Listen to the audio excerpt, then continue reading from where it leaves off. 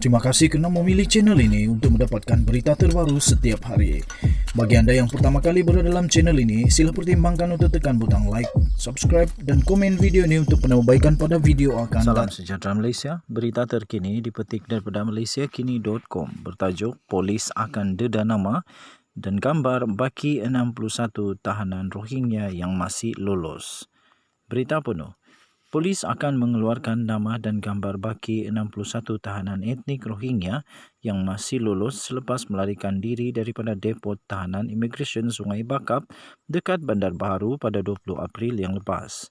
Ketua Polis Kedah CP Wan Hassan Wan Ahmad berkata, pihaknya sedang menyiapkan nama dan gambar kesemua baki tahanan itu sebelum mengedar dan mengeluarkannya menerusi media massa dalam masa terdekat.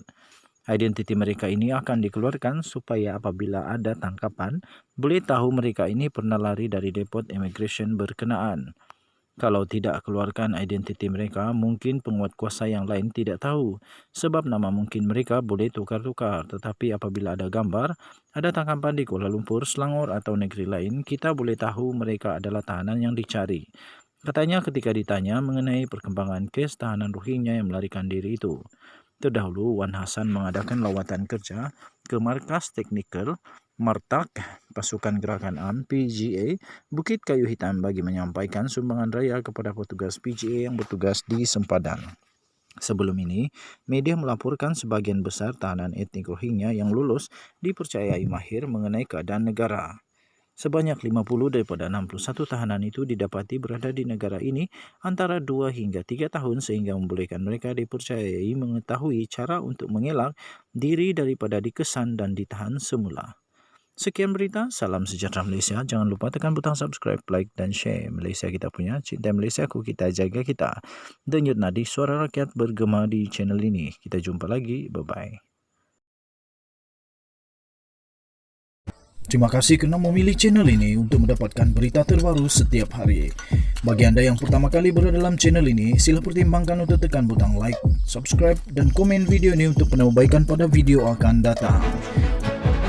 Salam sejahtera Malaysia. Berita terkini dipetik daripada malaysiakini.com bertajuk Imbasan MySejahtera dan pelitup muka tidak lagi diwajibkan. 27 April 2022. Berita penuh. Imbasan kod untuk QR MySejahtera tidak lagi diwajibkan apabila memasuki premis atau tempat-tempat awam bermula 1 Mei ini. Demikian kata Menteri Kesihatan iaitu Khairi Jamaluddin. Walau bagaimanapun menggesa orang ramai supaya mengaktifkan fungsi MySJ Trace untuk tujuan pengesanan kontak. Pada sidang akhbarnya di Putrajaya, dia juga berkata pemakaian pelitup muka tidak diwajibkan di luar bangunan atau outdoor. Katanya ini mengambil kira risiko penularan jangkitan yang rendah dalam keadaan di mana ventilisasinya adalah baik. Walau bagaimanapun, KKM menggalakkan agar pemakaian pelitup muka di luar bangunan terus diamalkan, terutamanya apabila berada di kawasan orang yang ramai dan sesak seperti Bazar Ramadan, Pasar Malam dan Stadium, katanya. Menurut Khairi Jamaluddin, pemakaian pelitup muka juga digalakkan kepada individu yang bergejala seperti demam, batuk dan sesama serta individu yang berisiko tinggi. Sekian berita, salam sejahtera Malaysia, denyut nadi suara rakyat bergema di channel ini. Jangan lupa tekan butang subscribe, like dan share. Kita jumpa lagi pada berita akan datang. Bye-bye.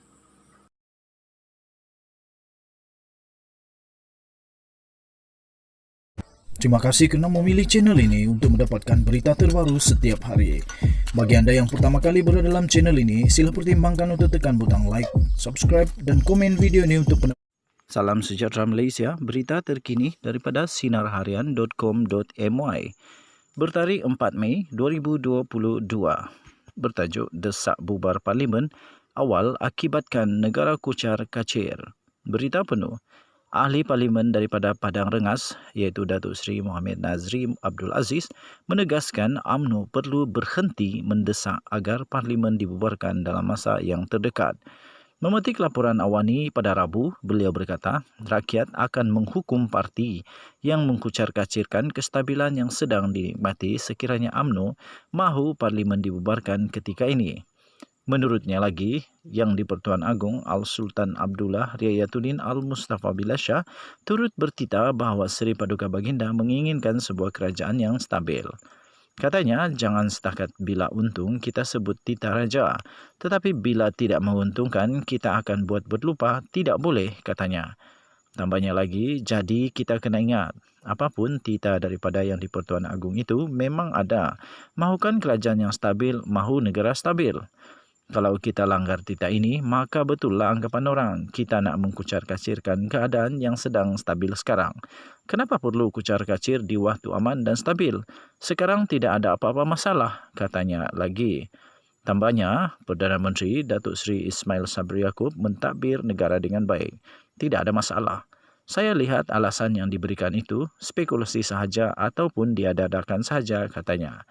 Selepas memperoleh kemenangan selesa dalam pilihan raya negeri PRN Melaka dan Johor, terdapat pemimpin daripada UMNO yang mendesak agar Parlimen dibubarkan bagi membolehkan pilihan raya umum ke-15 PRU15 diadakan dengan segera. Sekian berita, salam sejahtera Malaysia. Kita jumpa lagi The News bergema di channel ini. Bye-bye.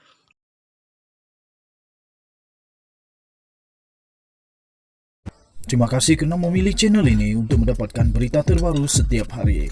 Bagi anda yang pertama kali berada dalam channel ini, sila pertimbangkan untuk tekan butang like, subscribe dan komen video. Salam sejahtera Malaysia, berita terkini dipetik daripada perainsight.com bertajuk Pemilihan PKR, Rafizi pula buka pekung Saifuddin. Berita penuh.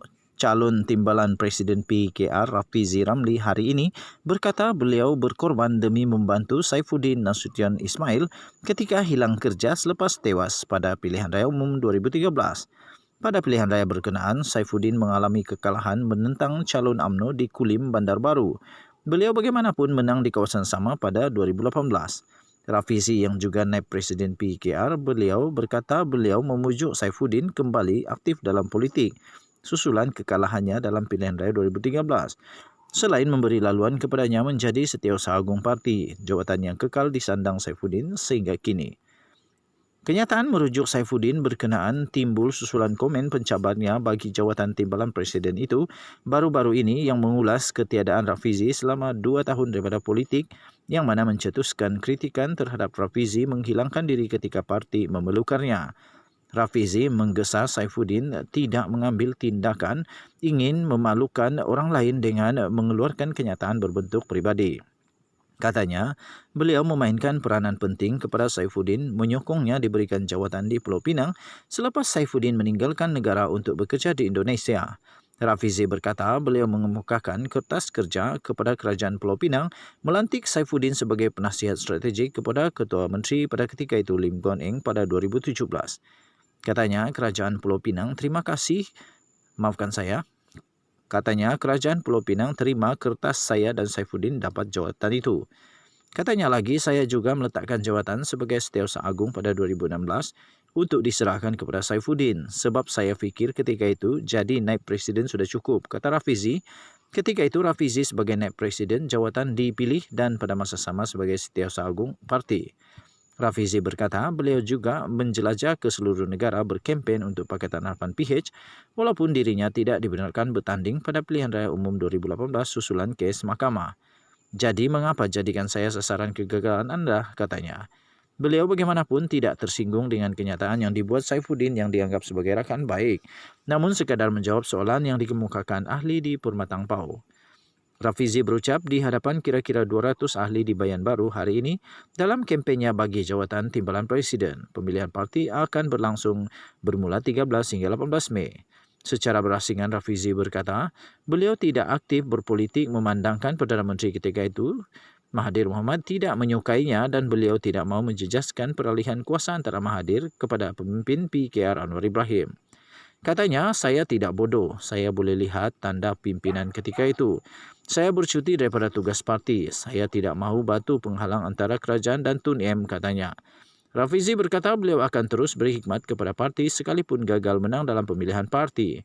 Katanya, beliau juga akan terus melakukan yang terbaik sekiranya beliau sekali lagi dipilih sebagai ahli parlimen di Pandan, Selangor, kerusi di mana disandangnya selama sepenggal bermula 2013 hingga 2018. Ketika ini kerusi berkenan disandang bekas Presiden PKR, Dr. Wan Azizah Wan Ismail. Sekian berita, salam sejahtera Malaysia. Kita jumpa lagi, bye-bye.